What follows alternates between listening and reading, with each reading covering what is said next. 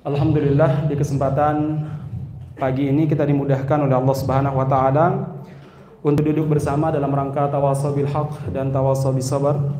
Mudah-mudahan duduknya kita dicatat sebagai amal soleh di sisi Allah Subhanahu wa taala. Salawat dan salam mudah-mudahan tercurahkan kepada Nabi kita Muhammad sallallahu alaihi wasallam, kepada keluarga beliau, sahabat beliau, dan siapa saja yang istiqomah di atas petunjuk Rasulullah sallallahu alaihi wasallam, yang meniti jalan yang ditempuh oleh Rasulullah sallallahu alaihi wasallam, yang memperjuangkan apa yang diperjuangkan oleh Nabi dan mendakwahkan apa yang didakwahkan oleh Rasulullah sallallahu alaihi wasallam. Dan kita senantiasa berdoa kepada Allah, mudah-mudahan kita termasuk mereka yang istiqomah dan termasuk yang menempuh, mendakwahkan, mengajarkan, memperjuangkan apa yang telah didakwahkan, diajarkan oleh Rasulullah sallallahu alaihi wasallam. Jemaah sekalian, materi kita di kesempatan kali ini terkait masalah syahadatut tauhid, yaitu la ilaha illallah. Satu kalimat yang dengannya kita ingin hidup, di mana kita siap memperjuangkan apapun resikonya. La ilaha illallah yang dengannya kita ingin mengucapkannya di akhir hayat kita. La ilaha illallah yang dengannya kita ingin mendapatkan ridho Allah Subhanahu wa taala di surga nanti. Suatu waktu Nabi Musa alaihissalam pernah berdoa kepada Allah Subhanahu wa taala, "Ya Rabbi, alimni syai'an adkuruka bihi wa ad'uka bihi." Ya Allah, ajarkan kepada saya sesuatu yang dengannya aku mengingatmu. Kalau aku mengingatmu dengan itu engkau suka, engkau senang. Wa ad'uka bihi, dan dengannya aku berdoa kepadamu. Kalau aku berdoa dengan itu, engkau pun senang ya Allah, dan doa-doaku dijabahi. Satu saja. Maka Allah Subhanahu wa taala menjawab, "Ya Musa, qul la ilaha illallah." Musa, ucapkanlah la ilaha illallah. La ilaha illallah. Nabi Musa alaihissalam menjawab, "Ya Rabbi, kullu ibadika yaquluna hadza." Ya Allah, semua hambamu mengucapkan kalimat la ilaha illallah. Kemudian Allah Subhanahu wa taala mengatakan lagi, "Musa, qul la ilaha illallah." Musa, ucapkan la ilaha illallah. Nabi Musa masih menjawab, "Ya Rabbi, uridu syai'an akhtassu bihi." Saya ingin sesuatu yang khusus bagi saya, istimewa bagi saya. Kalau la ilaha illallah semua mengucapkannya, mulai dari Nabi Adam alaihissalam sampai aku sekarang, semuanya mengucapkan la ilaha illallah. Akhirnya Allah Subhanahu wa taala mengatakan, "Ya Musa, law kana as-samawati sab'a wa amiruhunna ghairi wal ardina sab'a fi kiffatin wa la ilaha illallah fi kiffatin." Ya Musa, andaikan 7 lapis langit beserta dengan penghuninya selain aku, dan 7 lapis bumi beserta penduduknya ditimbang di 1 daun timbangan, wa la ilaha illallah, dan kalimat la ilaha illallah di 1 daun timbangan, lamalat ilaihi la ilaha illallah, niscaya la ilaha illallah lebih berat daripada 7 lapis langit ditambah dengan 7 lapis bumi beserta penghuni keduanya. Masya Allah, begitu besar kalimat la ilaha illallah. Maka kita harus pelajari, la ilaha illallah harus menjadi akidah bagi kita, harus menjadi inspirasi bagi kita, harus menjadi spirit of life bagi kita, spirit hidup kita. Dan la ilaha illallah harus menjadi akidah, harus menjadi undang-undang yang mengatur kehidupan kita. Suatu waktu jemaah sekalian, Rasulullah sallallahu alaihi wasallam pernah bersabda, "Innallaha sayukhallisu rajulan min ummati." Nanti di hari kiamat Allah Subhanahu wa taala akan memilih salah satu dari hambaku yang dosanya sangat banyak, dari umatku yang dosanya sangat banyak. Dipanggil oleh Allah Subhanahu wa taala, dia menghadap Allah untuk dihisab. Laisa bainahu wa bainallahi turjaman. Antara dia dengan Allah tidak ada siapapun, tidak ada penerjemah, tidak ada istri yang selama ini dia biayai hidupnya, yang dia perjuangkan kehormatannya, Tidak ada anak-anak yang dia banggakan selama ini, tidak ada siapa-siapa, hanya dia dengan Allah Subhanahu wa taala. Fa idzal tafata ila yamini fala yara ilal jannah. Ketika dia menengok sebelah kanannya, tidak ada yang dia lihat kecuali surga. Fa idzal tafata ila yasari, ketika dia menengok sebelah kirinya, tidak ada yang dia lihat kecuali neraka. Nah, kemudian saat itu Allah Subhanahu wa taala membentangkan tis'ata wa tis'ina sijilan, 99 lembar catatan dosa. Mungkin Anda mengatakan sedikit sekali kalau lembarnya segini padahal umurnya mungkin 70 tahun misalkan ya. Padahal setiap detik dicatat. Tidak. Kata Rasulullah, kullu sijilin, setiap lembarnya madal basor, sejauh mata memandang, lebar dan panjangnya. Sejauh mata memandang, setiap detik dicatat. Kamu si fulan pernah mencuri ini. Iya. Kamu ngangkat menteri, menterimu pencuri, maling. Njih. Ngangkat lagi, maling meneh. Njih. Kok angkat meneh? Pesanan. Ya. Jadi jemaah sekalian, semuanya akan dihisab oleh Allah Subhanahu wa taala. Misalkan, siapalah dihisab fulan, kamu bulan ini tanggal sekian begini. Iya ya Rob, kamu pakai baju ini begini. Iya ya Rob, kamu pakai jilbab ini, warna ini, kemudian kamu lakukan begini. Iya ya Rob. Tidak ada dia tidak. Oh salah enggak? Atau tidak ada niatan ya. Kan sekarang begitu kalau korupsi kan, tidak ada niatan ya. Tidak ada kesengajaan. Nyuri 17,5 triliun enggak sengaja. Ya. Baik. Jemaah sekalian, dia mulai lemas ketika 99 catatan lembar dosa itu dihisab oleh Allah Subhanahu wa taala. Setelah selesai dihisab, kemudian Allah Subhanahu wa taala bertanya, "Atunkiru min hadza syai'an?" Apakah yang saya hisab ini ada yang kamu ingkari, yang enggak kamu lakukan? La ya Rabb, enggak ya Allah, semuanya benar ya Allah. Ad-dhalamat ke kitabatul katibin, atau ada catatan para malaikat yang ditambah-tambahkan, bukan dosamu ditambah-tambah, ada? La ya Rabb, enggak ya Allah, semuanya benar ya Allah. Baik. Alakum udrun, kamu punya alibi, kamu punya alasan kenapa berbuat ini yang bisa dimaklumi? Enggak ya Allah, semua dosa saya ya Allah. Atau kamu punya kebaikan untuk menghapus semua catatan dosamu ini? Enggak ya Allah. Udah lemas, udah enggak berharap sama siapa-siapa. Lalu Allah mengatakan, laka bitaqatun, kamu punya kartu mas, yang dengannya bisa menghapus 99 catatan dosa yang satu lembarnya sejauh mata memandang. Ada ya Allah? Ada. Dikeluarkanlah bitaqah, kartu la ilaha illallah. Kartunya kecil. Sementara 99 tadi sejauh mata memandang. Sang hamba ini mengatakan, ya Rabb, ma hadhihi bitaqah ma hadhihi sijilat. Ya Rabb, apa manfaatnya atau apa faedahnya kartu kecil ini dibandingkan dengan catatan 99 lembar ini ya Rabb? Kemudian Allah Subhanahu wa taala mengatakan, timbanglah.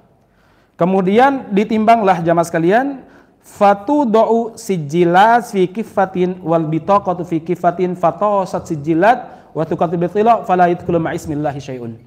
Kemudian 99 lembar catatan dosa diletakkan di satu daun timbangan, dan bitaqah la ilaha illallah, kartu la ilaha illallah diletakkan di satu daun timbangan. Dan ternyata la ilaha illallah beratnya luar biasa sampai catatan dosa ini terbang ke atas. Masya Allah, la ilaha illallah Muhammadun Rasulullah. Nah pertanyaannya ibu-ibu sekalian, apakah la ilaha illallah begitu diucapkan langsung mendapatkan keistimewaan seperti ini? Kalau iya, kenapa Allah Subhanahu wa taala melarang Nabi Muhammad untuk menyolatkan jenazah munafik Abdullah bin Ubay bin Salul, padahal dia tiap hari mengucapkan la ilaha illallah, berjihad bersama dengan Nabi, kadang mengeluarkan infak untuk dakwah dan jihad.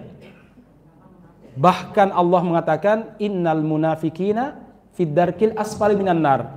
Sesungguhnya orang-orang munafik termasuk Abdullah bin Ubay bin Salul yang membersamai Rasulullah sallallahu alaihi wasallam fid darkil asfali minan nar, di neraka yang paling dalam. Oh ternyata ucapan tidak cukup. tapi ada nilai-nilai yang harus kita yakini dan kita perjuangkan. Makanya di sini menyampaikan jamaah sekalian, ternyata la ilaha illallah itu tidak sekedar diucapkan. Maka dulu ada salah seorang ulama namanya Wahab bin Munabbih. Wahab bin Munabbih rahimahullah, seorang ulama tabi'in. Dulunya orang Yahudi, pendeta Yahudi, masuk Islam, dan dia bisa mengkomparasikan antara Yahudi sama Islam, dan dia sering cerita hal-hal yang ada dalam Yahudi, di kitab suci Yahudi, yang dibenarkan oleh Islam, atau yang ada dalam Islam dibenarkan dalam kitab Yahudi. Orang yang pintar. Dia punya muridnya rada nakal. Ketika beliau mengatakan, ayo beramal banyak, jauhi maksiat, apa kata muridnya? Ya Rob, ya Syekh, bukankah kita telah mengucapkan la ilaha illallah, dan la ilaha illallah kunci surga? Kunci surga kan cukup, gak usah memperbanyak amal. Kemudian Wahab bin Munabbih mengatakan, ya bunai, anakku, ma min miftahin illa walahu asnan. Tidak ada satu kunci pun kecuali memiliki gerigi. Memiliki password kalau sekarang mungkin ya, gerigi. Barang siapa yang datang membawa kunci tidak ada geriginya, lam yuftah lahu, tidak akan dibukakan baginya termasuk pintu surga. Nah, inilah geriginya itu yang kita bicarakan sekarang jamaah sekalian. Maka di sini saya ingin memberikan beberapa falsafah daripada la ilaha illallah yang harus kita perjuangkan, kita yakini, dan kita menjadikannya sebagai syiar. Yang pertama jamaah sekalian adalah apa? La ilaha illallah adalah cinta di atas segala cinta. Cinta di atas segala cinta. Maksudnya apa? Kita harus mencintai Allah, Rasulnya, dan jihad di jalan Allah jauh lebih tinggi daripada kecintaan kita kepada diri kita, keluarga kita, anak-anak kita, ataupun suami kita. Ini memang berat, butuh latihan dan butuh pembuktian. Allah Subhanahu wa taala menyebutkan dalam surat At-Taubah ayat 24. Intinya, qul in kana aba'ukum wa abna'ukum wa ikhwanukum wa ashiratukum wa amwalun iktaraftumuha wa tijaratun takhsawna kasadaha wa masakinu tardawnaha ahabba ilaikum minallahi wa rasulihi wa jihadin fi sabilihi fatarabbasu. Kata Allah, kalau kalian lebih mencintai 8 perkara daripada Allah, Rasul, dan jihadnya, maka tunggulah siksaan Allah. Apa itu? Yang pertama adalah At-Taubah 24. Yang pertama adalah bapak-bapak kalian. Yang kedua, wa abna'ukum, anak-anak kalian. Kemudian yang ketiga, wa ikhwanukum, saudara-saudari kalian. Yang keempat, wa azwajukum, pasangan-pasangan kalian. Kemudian yang keberapa? Yang kelima, wa ashiratukum, keluarga besar kalian. Kemudian yang keenam, wa amwalun iktaraftumuha, harta yang telah kalian kumpulkan, ya mau HP, motor, mobil, atau apalah. Kemudian yang ketujuh, wa tijaratun takhsawna kasadaha, bisnis yang telah kalian rintis dan bangun. Dan yang kedelapan, wa masakinu tardawnaha, rumah-rumah yang kalian bangun dengan mengumpulkan dana sekian tahun, yang dulunya kontrak sana kontrak sini, kalian bangun dengan sangat baik. Kalau 8 perkara ini lebih kalian cintai daripada Allah dan daripada Rasulnya, daripada jihad di jalan Allah, fatarabbasu, tunggu. Tunggu di sini bukan tunggu ya, tapi ini apa ya? Kalau bahasa Jawa itu apa? Ngancam itu apa? Titenono ya. Awas. Jadi tunggu, kata Allah Subhanahu wa taala, sampai Allah mendatangkan apa yang Allah kehendaki, yaitu apa? Musibah, siksaan, ujian dunia, azab dunia sama akhirat. Jadi ibu-ibu sekalian, kalau berbicara la ilaha illallah, saat kita mengucapkannya, itu artinya kita harus mencintai Allah Subhanahu wa taala di atas segala-galanya. Cinta di atas segala cinta. Emang berat sih dan butuh pembuktian. Ya, mencintai Allah itu butuh pembuktian.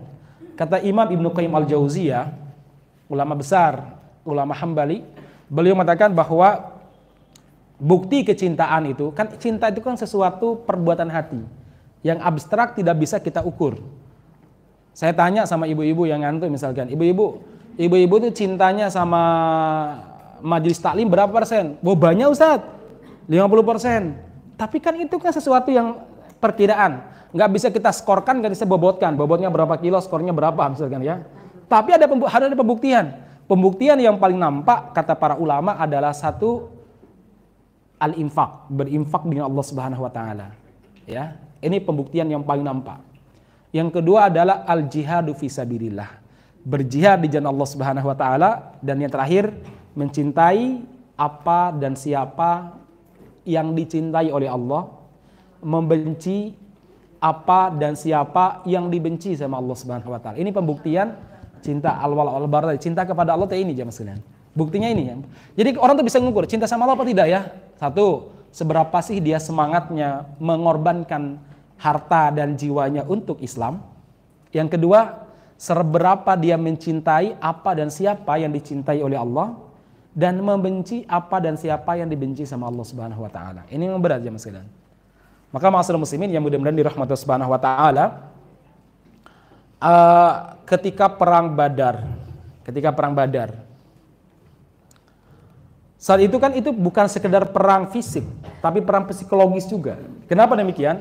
Anda bayangkan para sahabat, terutama para sahabat muhajirin, harus menghadapi teman-temannya, keluarganya yang dulu membersamai mereka di Makkah.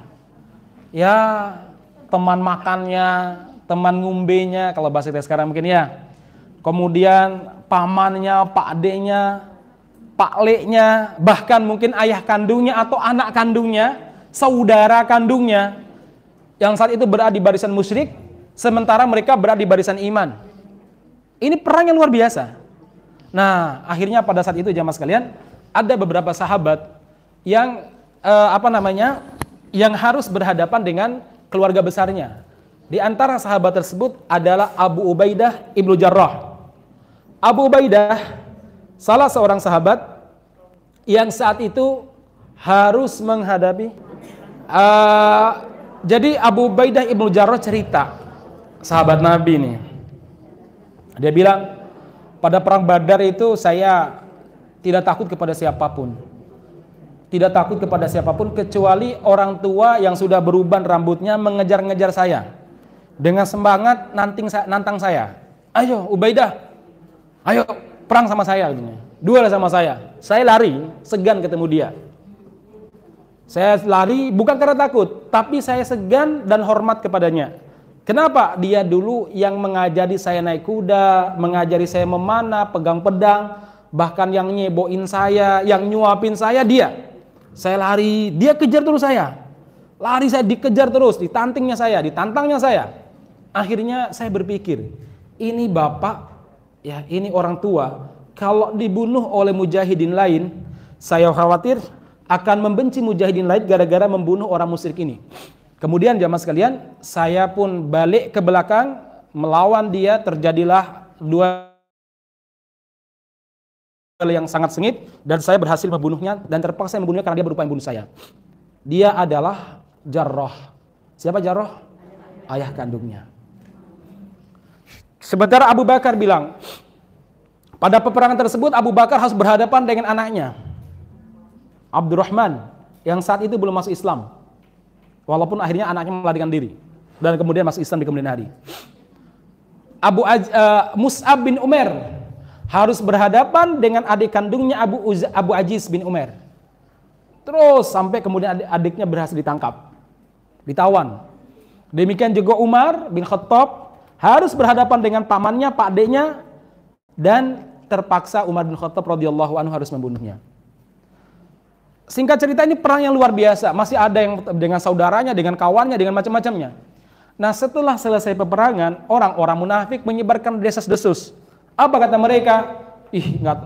Nggak hormat sama orang tua. Dasar nih sahabat-sahabat Muhammad, masa menawan membunuh saudaranya, orang tuanya. Ini buruk sekali kata mereka. Nah, jamaah sekalian, lalu Allah Subhanahu wa taala menurunkan firman-Nya di surat Al-Mujadilah ayat yang terakhir, ayat 22.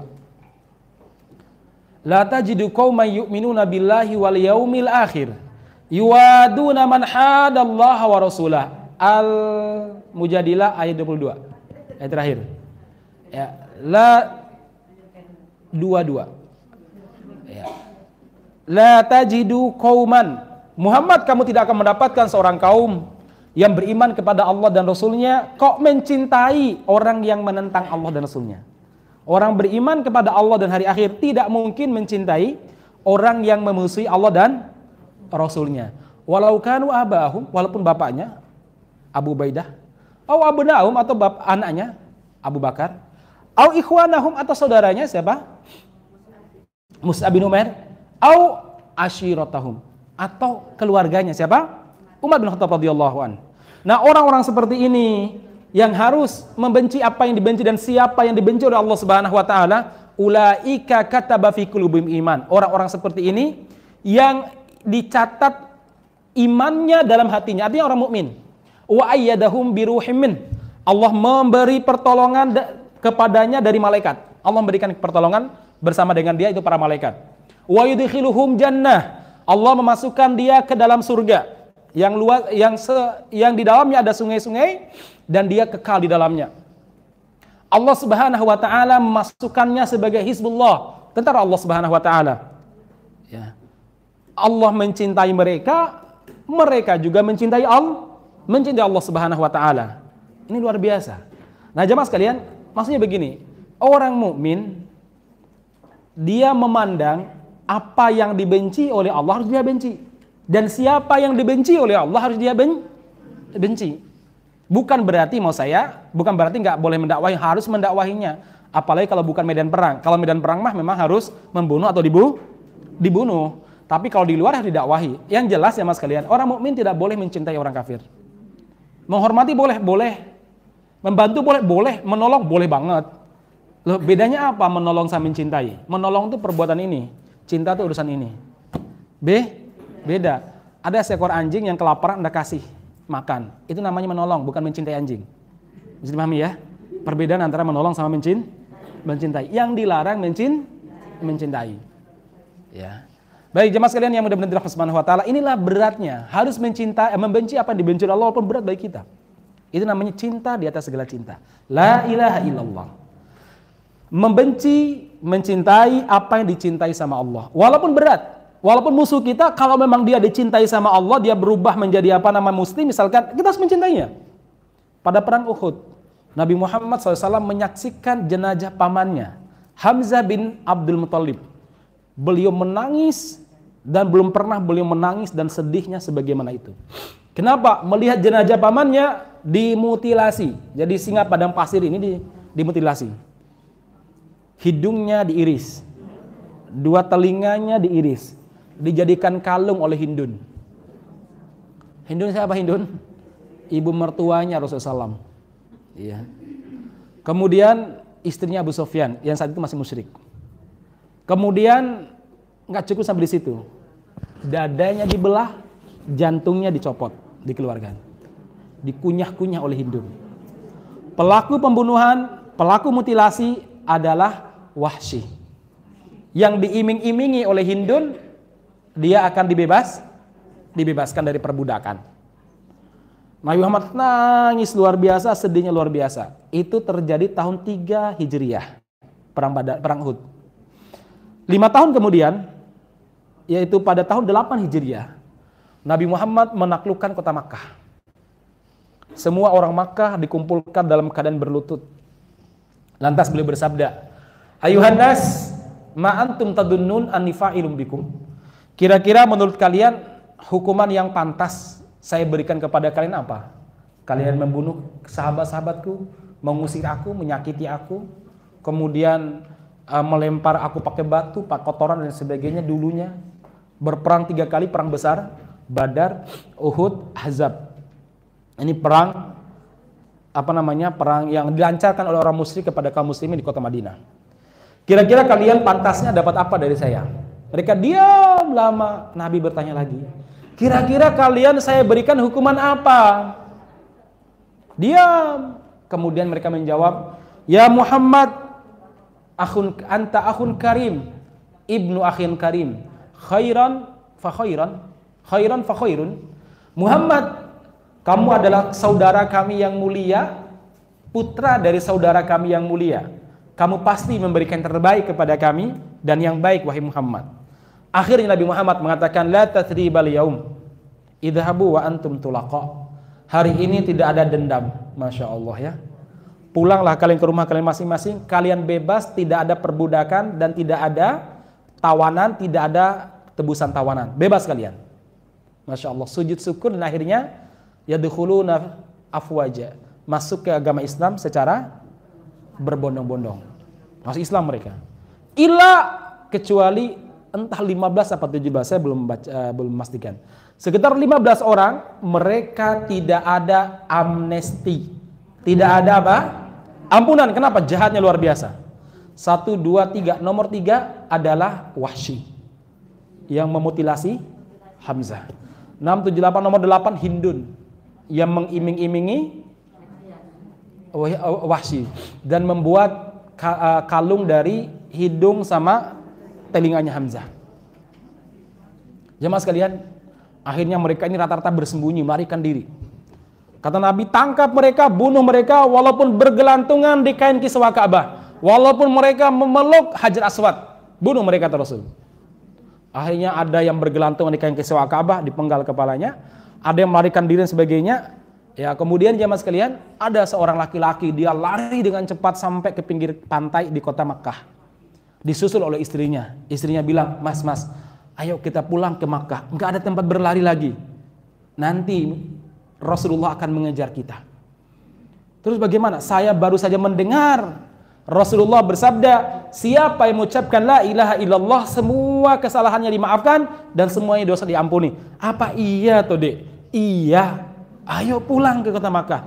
Kamu mungkin salah dengar. Enggak, saya dengar langsung beliau berbicara, tidak lewat YouTube, tidak lewat download. Ini yang langsung dengar katanya misalkan sekarang. Kalau YouTube mungkin bisa berubah suaranya ya, bisa di dubbing atau apalah kalau bahasa sekarang ya. Saya dengar langsung ya, live streaming. Oh enggak ya, langsung dengar di hadapan Rasulullah offline live. Ya. Baik, kalau begitu ayo kita ke kota Makkah. Kamu tanya Rasulullah, aku akan tutup mukaku biar gak ketahuan. Kalau jawaban Rasulullah sama dengan apa yang kamu jelaskan, saya ada di depan beliau. Baiklah. Berangkat beliau berdua sampai di hadapan Nabi. Kemudian sang istri bertanya, ya Rasulullah, kulta, Anda mengatakan bahwa la ilaha illallah akan menyebabkan semua dosa kita diampuni dan semua kesalahan kita dimaafkan ya Rasulullah. Betul. Apapun kesalahannya Rasulullah, apapun kesalahannya. Si laki-laki yang menutup wajahnya, dia pun maju dan bersyahadat, asyhadu an la ilaha illallah wa asyhadu anna Muhammadan Rasulullah. Nabi pun senyum. Saudaraku, Islammu kami terima, kamu menjadi saudara kami.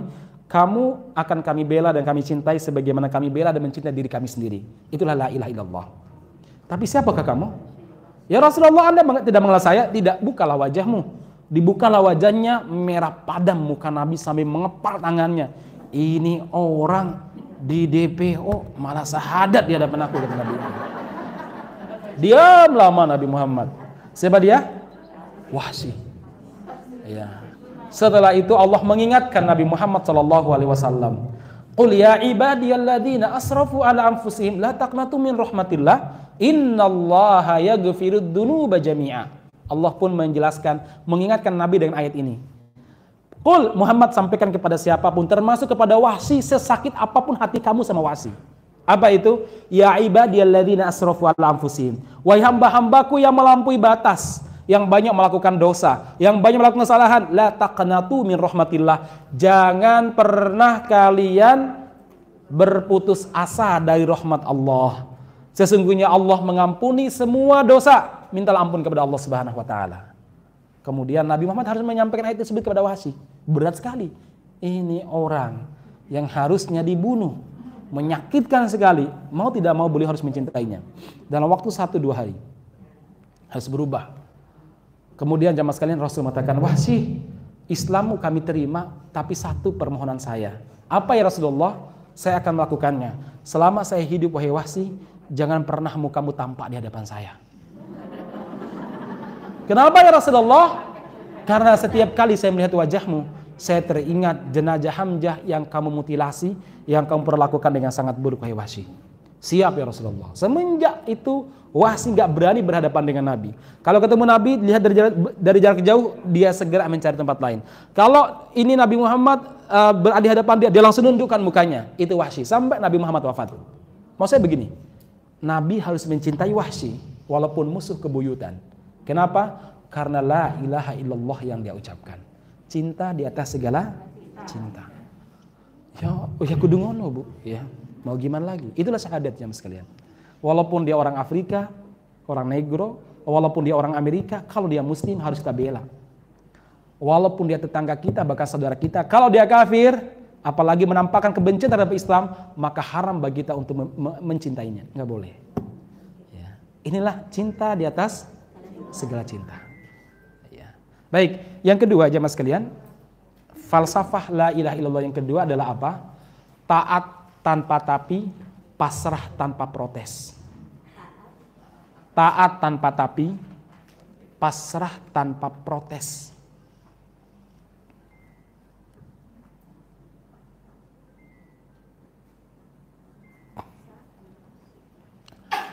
Seorang muslim, inti daripada la ilaha illallah adalah ketaatan. Ketaatan kepada Allah, ketaatan kepada syariat. Seberat apapun, kita harus tunduk kepada syariat, menerimanya seberat apapun. Kalau enggak, ya enggak sama sekali. Islam itu begitu. Anda menerima syariat atau tidak sama sekali. Enggak boleh kamu menerima di lahiriah, sementara batinnya membenci. Taat. Enggak boleh kita membenci sedikit pun. Satu syariat kita benci sama dengan munafik. Allah berfirman dalam sebuah ayat, walladzina kafaru fata'sallahum wa adalla a'malahum. Orang-orang kafir sia-sialah hidup mereka dan semua amal mereka dihapus oleh Allah. Kenapa? Dzalika bi annahum karihu ma anzalallah. Surat Muhammad ya. Yang demikian itu karena mereka membenci apa yang Allah turunkan. Fa'ahbata a'malahum. Allah menghapus semua amalnya. Ya. Jadi benci satu syariat itu membuat semua amal akan dihapus oleh Allah Subhanahu wa taala. Ya. Jadi terima aja syariat ini, terima tanpa tapi, taat tanpa tapi, dan pasrah, nggak boleh protes. Itu syariat. Kalau masih suka protes syariat, syariat kok gitu ya, jilbab kok gini ya, masa LGBT boleh, khilafah nggak boleh misalkan ya, protes aja syariat itu ya. Islam itu yang penting mengatur bagaimana beribadah, nggak usah mengatur masalah negara misalkan. Padahal Rasul itu bukan sekedar guru agama, tapi beliau guru politik juga. Beliau bukan sedang mengajarkan sholat, tapi juga bagaimana mengajarkan tata negara, ya. Karena beliau punya negara dan mengelolanya selama 10 tahun. Ya. Nabi mengajarkan haji dan tawaf maupun sa'i, umroh paling berapa kali, tapi mengajarkan bagaimana membangun negara 10 tahun 24 jam. Ya. Itu ditolak, ya. Haji umrohnya oke. Kenapa? Lumayan duitnya, ya. Bisa buat apalah gitu ya.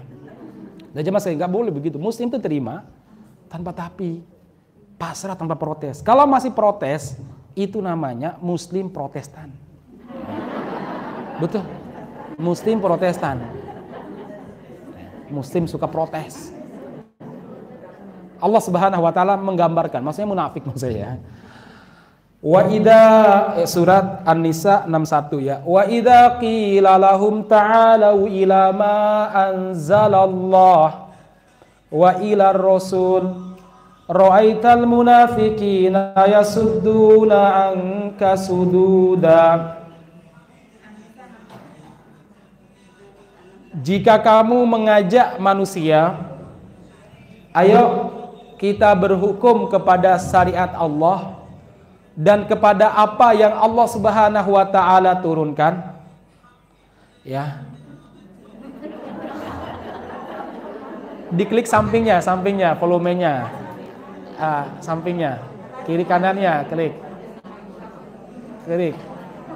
Klik kiri kanan. Ya, kiri kanan ya. Ya nggak apa-apa. Baik. Kembali kepada apa yang sampaikan jemaah sekalian. Wa idza qila lahum ta'alu ila ma anzalallahu wa ila rasul. Kalau kamu mengajak manusia, ayo kita berhukum kepada Allah dan berhukum kepada Rasulnya. Ayo kita taati yuk. Namanya LGBT itu nggak boleh. Jangan diundang di podcast. Apalagi diberi kesempatan untuk nikah sama jenis. Yang namanya baut itu kudu ketemu mur. Ya, yang namanya baut sama mur itu harus ketemu. Jangan baut sama baut. Nggak bisa nancep ya.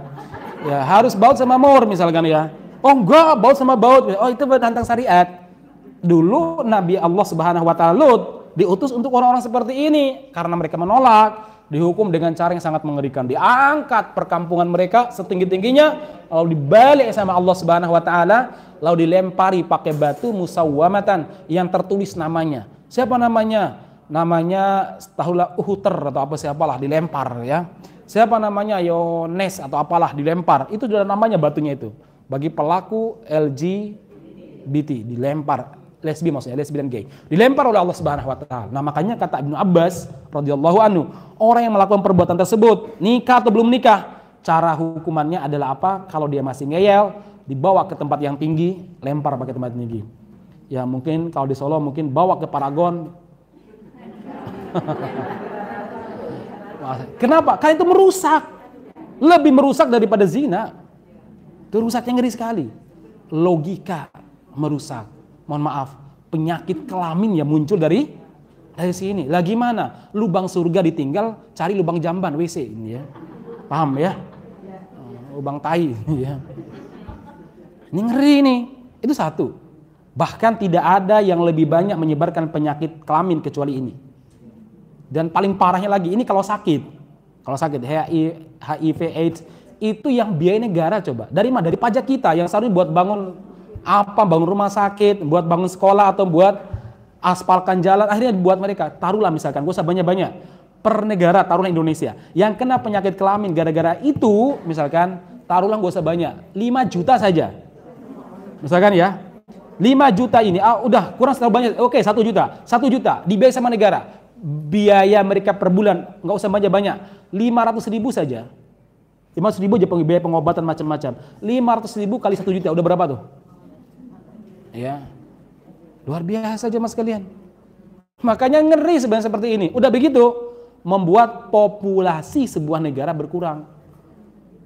Karena nggak mungkin kan, baut ketemu baut melahirkan baut berikutnya. Ya. Nah, masyarakat muslimin yang mudah-mudahan dirahmati Subhanahu wa taala, ini sangat mengerikan sekali. Makanya tadi bawa ke tempat tinggi, lempar. Ini hukum Allah Subhanahu wa taala. Itu tidak berperi kemanusiaan misalkan ya. Hukum Allah bagi para pemaling, apalagi kalau malingnya 17 triliun, potong, itu bukan tangan lagi Pak, Bu ya. Kalau mencuri itu kan di tempat tersimpan, ini mungkin potong leher, ya.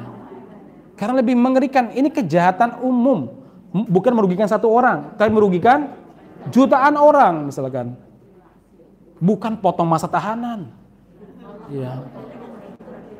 Jangan. Ayat berhukum kepada syariat, ini syariatnya. Ya ini syariatnya. Ini baru syariat ya. Ya, bagi mereka yuk dipermudah pernikahan. Jadi sebenarnya Islam itu enggak langsung motong ya. Motong tangan, potong kaki atau rajam enggak. Pernikahan dipermudah, mahar dibantu sama negara. Ya, yang mau nikah lagi ya diperbolehkan sama negara bahkan dibantu. Misalkan loh, betul ya. Saya tidak berbicara apa. Misalkan ya, kok masih jajan? Udah dipermudah nikah, nek arep nikah meneh ya oleh, bahkan di support misalkan. Lo kok masih jajan di luar? Itu baru dirajam. Beda halnya nikah susah, mau nikah meneh ya dituduh kriminal macam-macam misalkan. Nah, kalau seandainya terjadi perzinahan sebagainya ya itu mungkin masih ada pertimbangan. Tapi kalau udah dipermudah, lapangan kerja juga dipermudah, lo kok masih mencuri ya?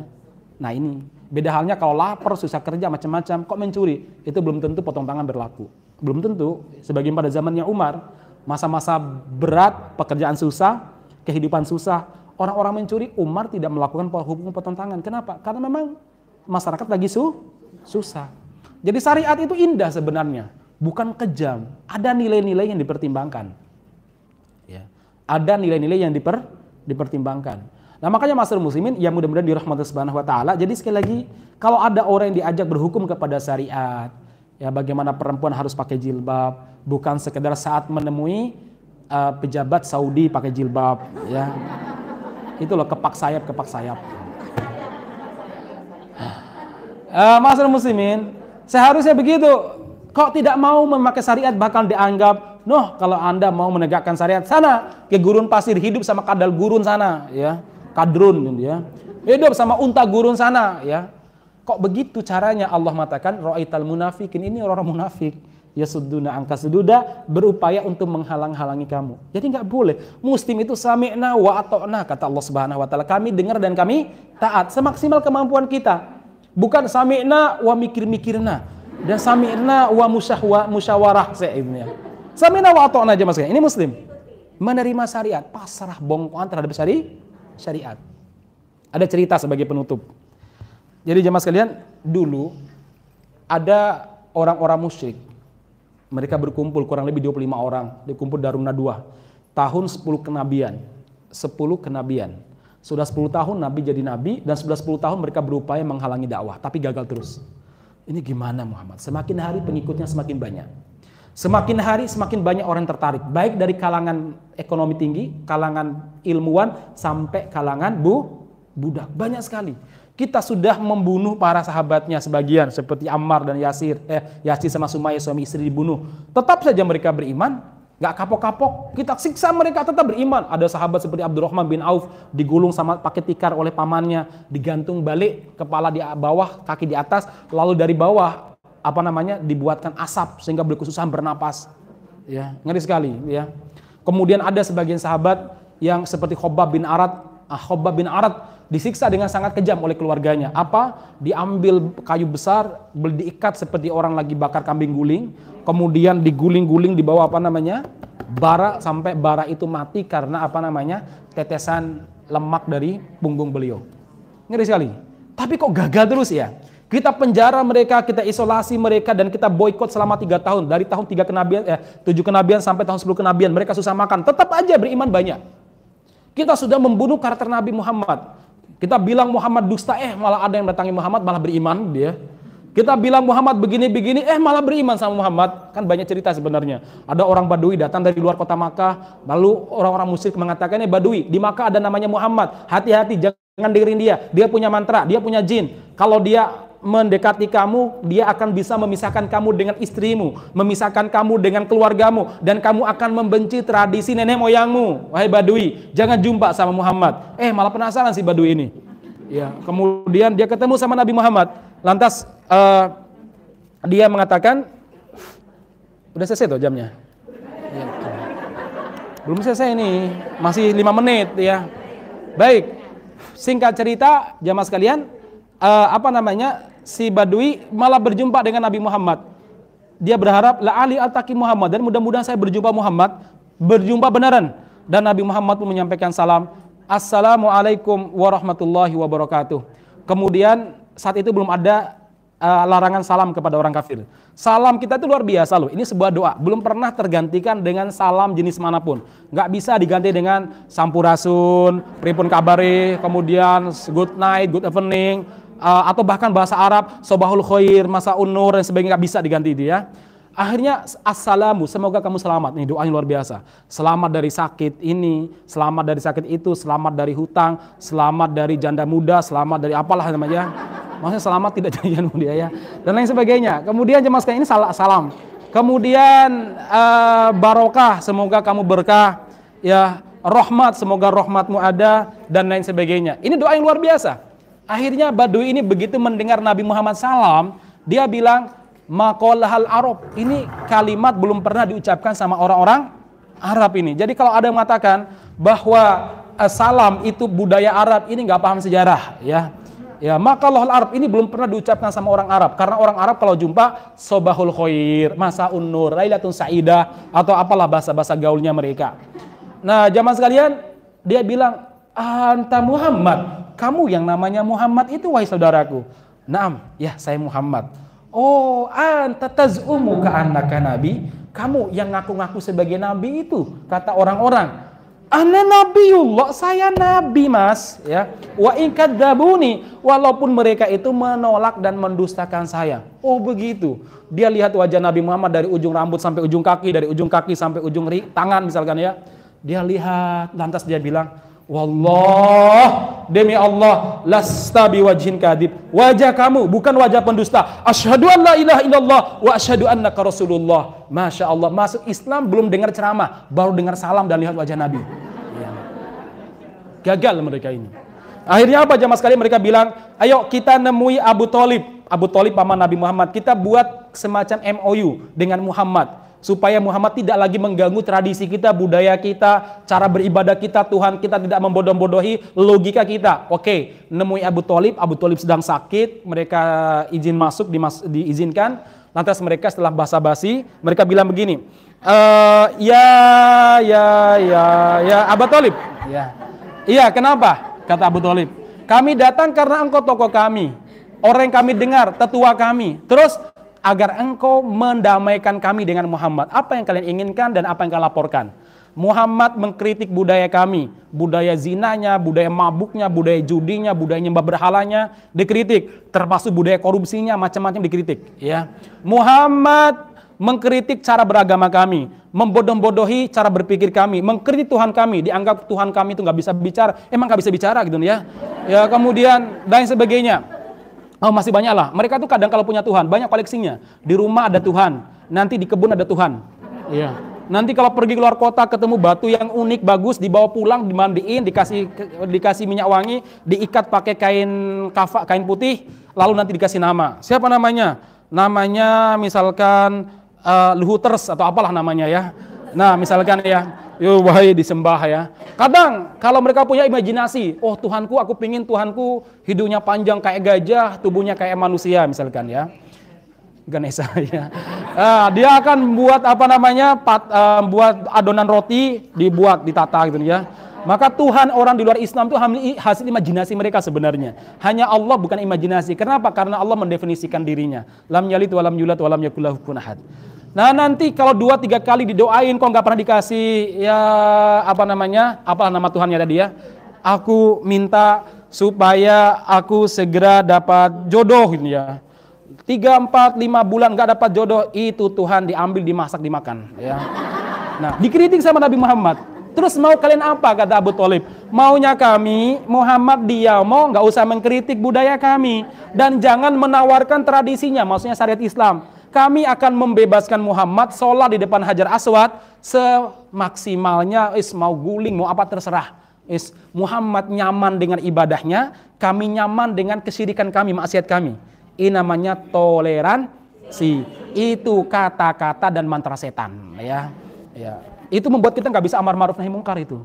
Wis gitu toleransi dengan kemaksiatan. Wis Muhammad dengan maksiatnya, dengan sholatnya, kami ya dengan syiriknya kami, dan ibadahnya kami, dengan zinanya kami, dengan mabuknya kami, dengan apanya kami, semuanya lah ya. Nggak usah kritik-kritikan. Nabi Muhammad datang, Abu Thalib mengatakan, anakku mereka ini tokoh masyarakatmu.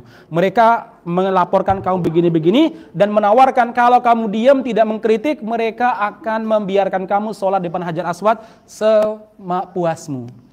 Gimana tawaran mereka? Ini win-win solution kata mereka. Apa jawaban Nabi Muhammad? Paman, apa saya tidak boleh mengajak paman-paman saya, masyarakat saya kepada sebuah peradaban, kepada sebuah nilai, kepada sebuah kondisi yang lebih baik daripada apa yang mereka miliki sekarang. Apa itu? Kata Abu Thalib. Untuk mengikrarkan satu kalimat. Mengikrarkan satu kalimat. Kalau mereka mengikrarkan kalimat ini, niscaya orang-orang Arab akan mereka kuasai. Orang-orang non-Arab, Ajam, yaitu Romawi Raya dan Persia Raya, akan mereka kendalikan. Jadi penguasa, Pak. Bukan sekedar presiden, menjadi raja di raja. Nggak perlu kampanye, nggak perlu janji palsu buat kartu ini, kartu itu nggak perlu. Nanti dia langsung jadi apa? Pemimpin tertinggi. Wah, senang mereka. Abu Lahab langsung ngomong, Muhammad, Abu Jahal ya, satu kalimat sajakah? Iya, Muhammad, Apa itu jangankan sekali, 10 kali pun akan kami ucapkan. Semangat Bu.